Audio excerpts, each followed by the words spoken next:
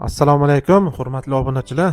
Bugungi uy-joyimiz Yangi Toshkent hududi Navoiy mahalla fuqarolar yig'ini 7 sotixlik hovlimiz sotuvga chiqqan. Yonidan ariqdan suv oqib o'targan har doim. Gaz, svet, suv, kommunikatsiya hamma xizmatlari uzluksiz ishlaydi.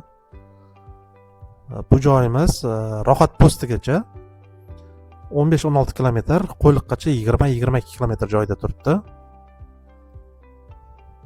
Tekis joy, hozircha kelib turib yashab turishga sharoit bor. 2 xonali vermenkasi bor. Kelib turib 2-3 kottej xonadon qurib olsa bo'ladi. Mahallamiz tinch, maktab bog'cha yonida. Bemalol qurilishga ruxsat bor bu joylarda.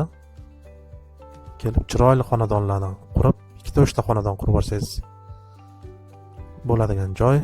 Bu joyimizda mahallada